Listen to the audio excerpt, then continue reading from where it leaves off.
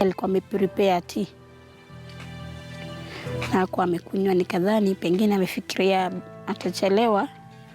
Amepanda bedroom kwenda kujitayarisha. Lakini mambo yangu na yeye kuongea ilikuwa tu kunituma soda. Akanichekelea kicheko ambacho hata sasa ninakisikia kwa masikio.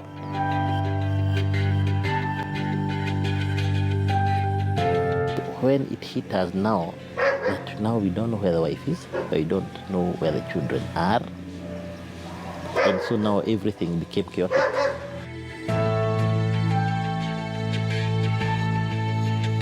MAGU made sure Lydia cut links from her campus friends, kabisa, from even the best maid, everybody.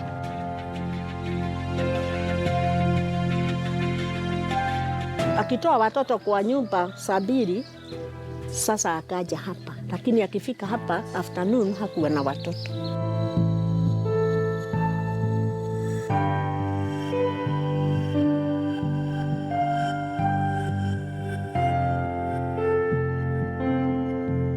Paul MAGU was your kind of individual. He was a caring husband and a loving father. To his community, he was a God-fearing man. Until all that changed one fine morning. Tonight on Case Files, My Family, Forgive Me, starts now.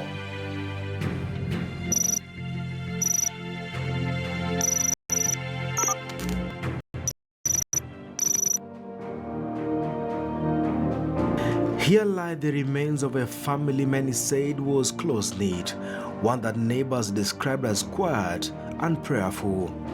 Little was known about Paul MAGU and his wife Lydia MAGU. The neighbors refer to them as Baba and Mama Alan. Resting in a mass grave alongside their children, the story of the MAGUs had a bright start to it, but came to a dramatic, tragic end. Here lies the story of Alan MAGU, the oldest son of Paul and Lydia, his younger brother Ryan, and the last-born sister Tiffany MAGU. Paul was born in this small village in Thika town. The girl who would later grow up to become his wife was born hundreds of kilometers away in Laikipia. Her older sister told Case Files, Lydia was that child in the family everyone wanted to hang around.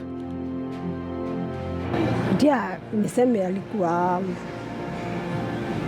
humble kabisa, kuwa mkubwa. Unaona saa mimi ni mkubwa wake. Mtu alikuwa anakaa hivi, ukimkosa lazima ujue mahali yako. Yani alikuwa na favor kutoka kitambo kwa mtoto. Na alikuwa hivyo, amekuwa hivyo mpaka akakuwa mkubwa kabisa. She was nice. Mzuri. Paul and Lydia will later get married. The couple moved into a house in Nairobi's Buruburu estate. In 2005, the couple welcomed their firstborn child, Alan MAGU, a striking resemblance with the father. The young Alan joined the quiet couple. 1 year later, their second-born child, Ryan, was born. By this time, Paul had graduated from law school and was a practicing lawyer.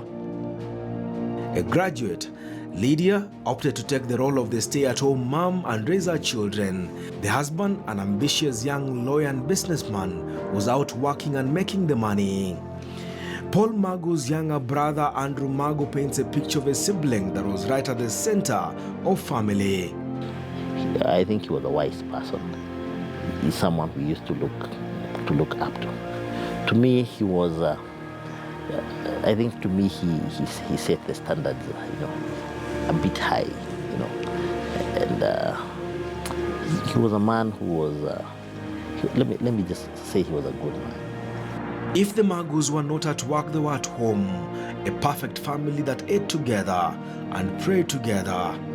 The mother says the son was a kind child, one who spent much of his time in prayer, one who was not only a loving father and husband, but a committed Christian. Nilimulelea kwa kanisa la Pefa. Wakiwa wadogo tulikuwa tunaenda kanisa la Pefa. Na MAGU ndiye mtoto wangu yule tu alikuwa anampenda Mungu. Hawa wengine siongei juu yao mambo ya kanisa. Wengine hata wanakunywa pombe. Lakini MAGU hakuwa anakunywa pombe. Mambo yake yalikuwa tu kazi yake na Mungu Hata kwa wakati tulikuwa tunaongea kwa simu, we were on sharing spiritual matters, only spiritual matters. Akiwa hapa, hata tulikuwa tunawacha wengine kwa nyumba, tunakuja hapa nje kwa sababu wale hawaelewi mambo ya Mungu, tunakuja hapa nje kuongea. Na ananiuliza maswali mengi juu ya wokovu. All was going well for the family of 5, attracting little attention from the public and now living in a quiet neighborhood. Esther, Lydia's older sister, was welcomed to the private life of the MAGUs. Mi kwangu sikuwa naona shida yote. Juu wakati mimi kwangu nilienda huko, walinichukua kama mtoto wao. Nilipata issues za maisha hivi, wakanichukua na watoto wangu. Na mimi nikaenda kukaa na watoto wao. Vile inasemekana kuna issues za doa, hawakuwa wanaonyesha mtu kwa macho, hata huwezi jua. So hata maybe wakiwa na shida yote walikuwa nasuvia kwa room yao, wakitoka huko wako sawa. Mimi sijawahi ona shida yote katikati yao. Staunch Christians and a prayerful Lord, Alan, Ryan and Tiffany were proud children of a hard-working father and mother. MAGU was a man of means. He was not only paying school fees for the sister-in-law, but he was also supporting several other relatives. The couple was a generous Lord. 2010 hapo hivyo ndio walianza. Mimi wakati nilijua kuna hiyo showers, hiyo ilikuwa inaitwa showers ya ilikuwa inaendwa Thika, hapo ndivyo nilianza kujua mambo yake. Showers was a form of church gathering event where church faithful were ferried to a hotel in Thika. There was nothing unusual about the prayer meetings that mostly were confined to central Kenya. In 2008, Esther says the MAGUs introduced to her a new prayer partner, Pastor WAMBUI, who was also referred to as a prophetess. Paul akamintroduce kwangu, naye akamwambia mimi ni nani kwake. Saa hiyo si tulikuwa Catholic. Hata kama Paul yeye hakuwa anaenda. Alikuwa anaenda hivi. Ndio baadaye tukakuja tukajoin FEM. It was Paul MAGU's mother who introduced WAMBUI to the family of his son.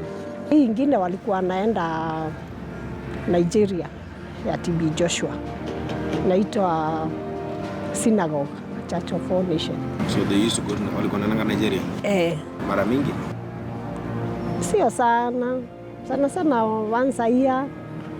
Ama Paul alikuwa kuna wakati alikuwa anaenda twice a year.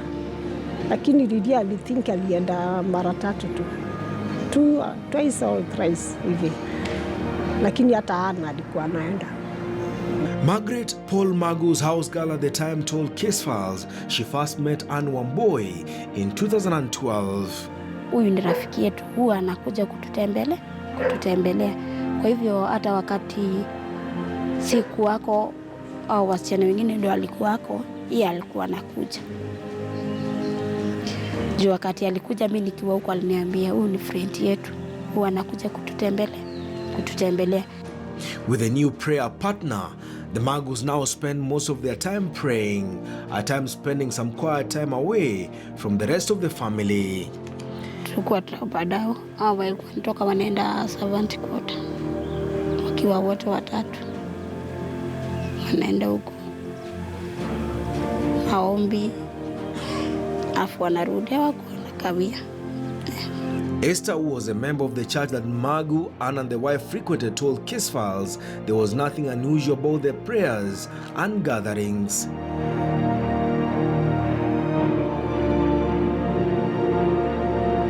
Hii showers iliudwa.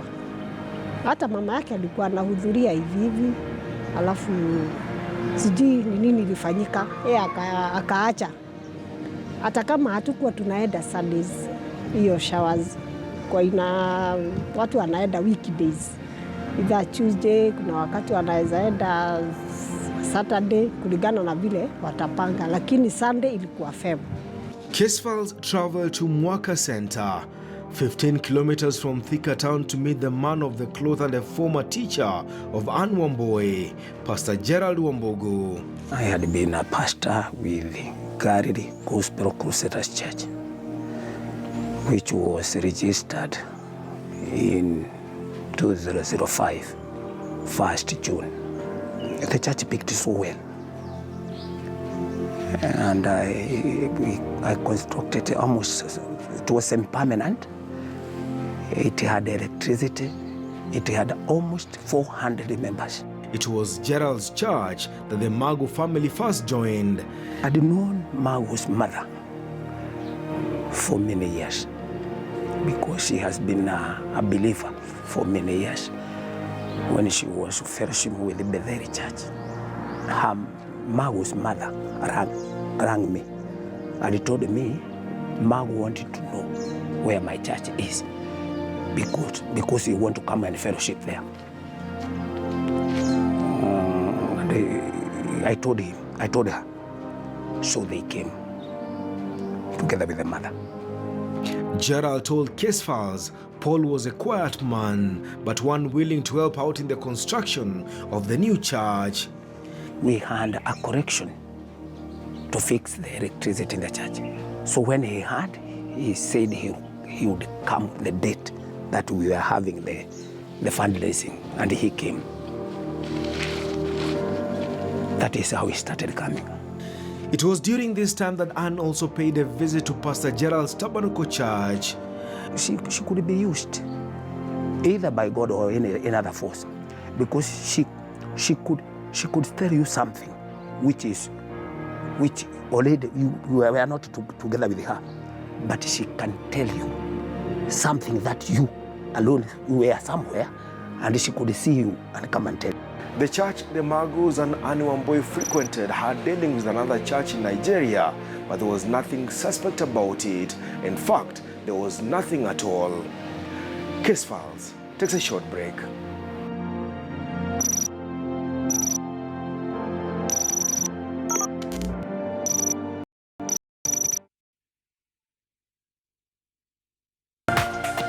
This is KTN News.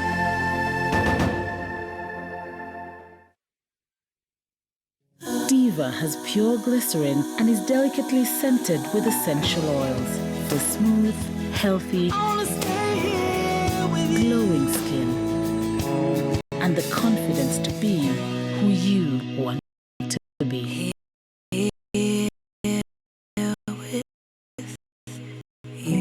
Rediscover the diva in you. This is KTN News.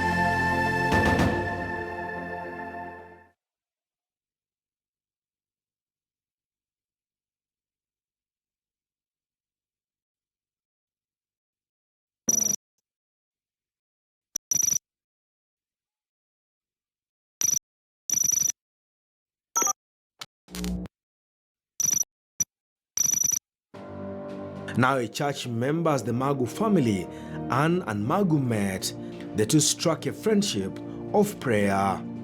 Anne and Paul MAGU were frequently seen together, preaching to the converted and the unconverted.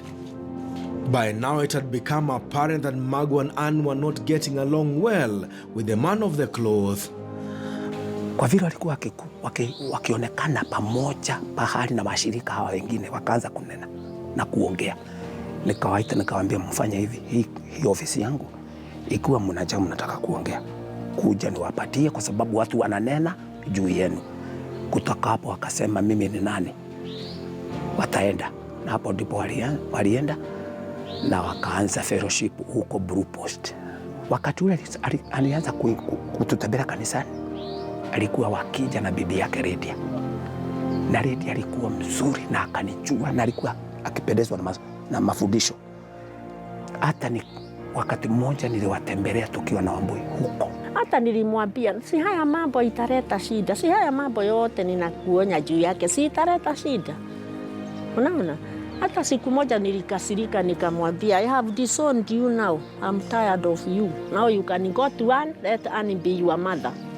And another pastor called Kariuki, I told him, let Kariuki be your father and Anne be your mother. Kwa sababu hao wawili walikuwa wamemshika kabisa. You know, when I met Anne, the first time we went to that the first church in MAGU, we went because Anne was going to church there. And I went there for a few weeks. But to me, she was coming up as a person who branded herself as a prophet, you know. And actually, our eventual fallout came to fruition when he said that someone is going to get a car the following week in that church. You know, Kumbe, she knew it was her. She knew she had done whatever she had done to get a car. So eventually, the next Sunday I go, I find her, she's driving. You know, for a prophet, I don't think you prophesy to yourself. So when I started questioning those things. I was thrown out of the church, and that was the end of it. MAGU quit the Tabernacle Church and formed a new one, and off they went with Anne. MAGU's mother says she knew there was something amiss about the new church.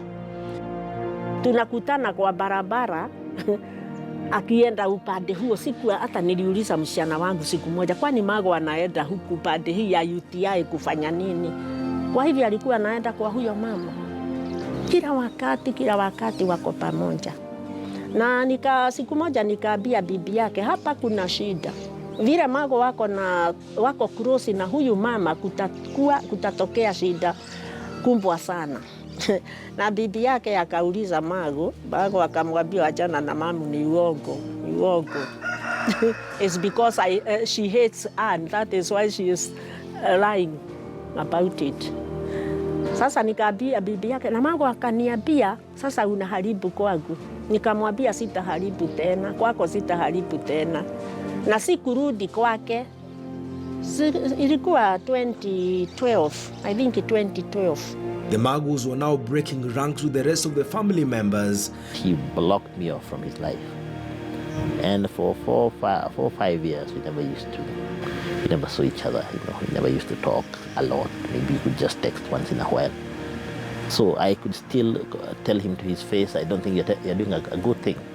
And my life still moves on. The mother says the new church the son and Anne WAMBUI had formed was different from the rest of the churches around. MAGU wakati ule alikuja, nikamuuliza sasa ni shida yako ni nini? Na kuna mwanamke anakusubua. Akaniambia ndiyo kunaye, kwa sababu kuna mwanamke ananisubua kwa sababu ananiambia anataka nimzalie mtoto mvulana. Nikamwambia uchunge, kwa sababu huyo anaonekana atatumika kuharibu nyumba yako. Kutoka siku hiyo nilimwambia hiyo. He started being harsh to me. Awachane na huyo mama kwa sababu ako na bibi yake. Nilikuwa ninamwambia uko na bibi yako. Na kila wakati na kuona na huyu mama. Everywhere you are together. Church faithful will be transported from various parts of central Kenya to Thika town for prayers, and that was not all. Hata kule walikuwa wanaombea watu Blue Post. Watu walikuwa wanakuja, MAGU walikuwa nalipa buses kutoka Lemuru na Banana kuleta watu, unaona? Na nilikuwa siku moja nilienda nione kile wanafanya, hata nilienda kama 3 times. Na siku moja nikaona MAGU akipatia huyo dereva pesa mingi na washirika. Alikuwa anawapatia pesa. Ukashangaa anatoa wapi pesa? Pesa hii ilikuwa nyingi aje. Hata nilimuuliza, na mama yako anafagia fupi hapa tu kwa nyumba, hata nyumba haina furo. Na wewe uko na pesa nyingi ya kupeana ovyo ovyo. La siku moja akaniambia, pesa ingine nimepatiwa na Mungu ya watu wengine niwapatie. Hiyo ninawapatia sio yangu, nimepewa na Mungu niwapatie. And one day he told me, I'm an adult and I can do what I want with my money. The son was giving out money, buying cars for the faithful, and offering his vehicles to transport those who came for prayers back home. The next move is to see her being brought a car in the church compound. And I was told this is for one dedicated. Akaniambia, kwa sababu hata huyu anatumika kwa kanisa, mimi nilionelea nimununulie gari na nimenunua, hiki nikifungua kaleta. Now, as a pastor, and I don't have anything, malice or anything against him, even though he was buying for me, I would also have appreciated. No, I dedicated it, and he gave her the key. Husband and wife are now cut links with 2 other family members. There was more to come. Sister yangu alikuwa ameanza kukata. Hatukuwa tunaongea sana, unaona. Sijui ni nini ilikuwa imemshika. Alikuwa ameanza kujitenga kwa asisi familia. Esther, Lydia Magu's oldest sister and one who had spent 5 years with the Magus and some time in the new church in Thika town, says she also became a victim. Tulikuwa tunaenda tu vile tulikuwa tunaenda maombi. Ikasemekana I'm against the pastors, I'm against the altar. Of which sikujua ni kwa nini. Niliuliza, hakuna mtu aliniambia, nikaambiwa Mungu amesema. Kuna huyu msichana alikuwa secretary wake, anaitwa Ruth. Huyo Ruth ndio ilisemekana ati roho wa Mungu ameongea ndani yake, ikasemekana, lakini tulikuwa tumefukuza nje all ladies. Lydia Magu, Esther's sister, was in church as her sister was being excommunicated. Tukaambiwa turudi. Saa kurudi ikasemekana Paul ndiye aliongea, na ikasemekana ati nimekuwa against the pastors and the altar, na kwa hivyo nitasimama kwa muda mpaka Mungu atakaposema.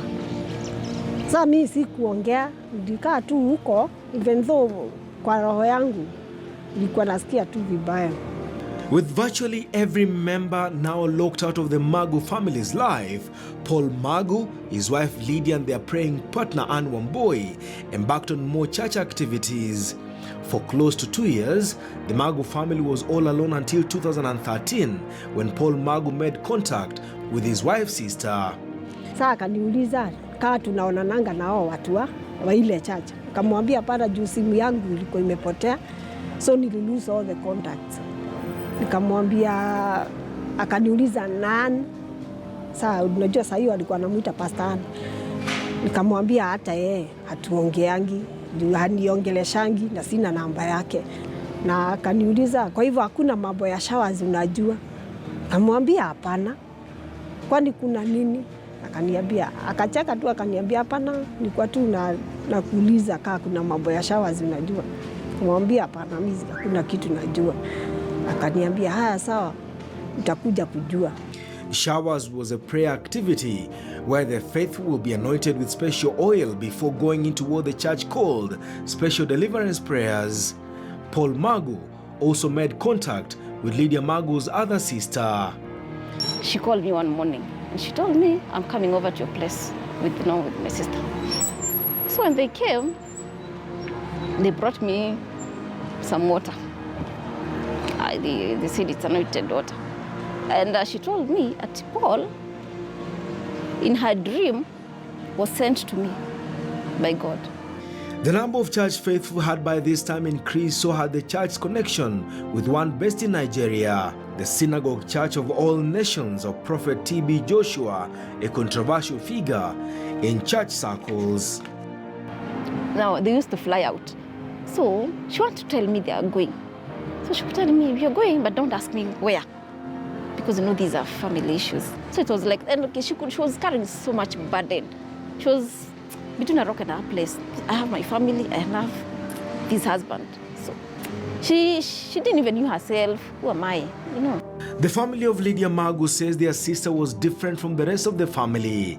Lydia was a quiet young girl who took time to transition from a life of humble beginnings to that of riches. Lydia never released herself from a certain cocoon. The way she was naive from high school, the day she came to campus, there are those guys who were just from the hostel to the lecture halls, from lecture hall to church. So that naivety is the one she took to her marriage. That you have to, I don't say it's bad to tell your husband everything, but ask her one day, do you think your husband tells you everything? Paul Magu had become a rich lawyer and a real estate businessman. WAMBUI's links with the family had now grown close. The family readily accepted her, and at some point, she moved into the Magu's house. She was given a room. She had become part of the Magus. Months before the most tragic event befell the Magus, Lydia Magu's sister says she received a troubling call from her. Some point in time, She told me, Nancy, these prayers are too much. Me, I've decided to drop. So she didn't tell me she went back to the showers and to those things. But me, she told me she can't. Those prayers are too much for her. So she let the husband be. Something was indeed amiss. Paul MAGU had turned a corner. A man the family described as a quiet, prayerful, loving husband and father had turned into an animal. Sasa nikitafuta yale mashuka, zile bed sheets, nikasikia perfume kwa hiyo basket. Perfume wewe mzuri. Sasa nikatoa nguo nione, nitafute shuka. Sasa nikifika chini nikaona kuna coat, a very smart coat ya wool. Sasa nikaitoa. Sasa kuchukua hiyo koti tukaona iko na damu ndani. Iko na damu sana ndani. The family's quiet life had become the subject of police investigations and an anxious community. Paul MAGU's wife was missing. His 3 children had also gone missing. Without any slightest hint, an entire family had gone missing. Something had gone terribly wrong. Something that shocked an entire nation and family. Case Files, My Family Forgive Me, continues next week. Denson Sarigo for Case Files.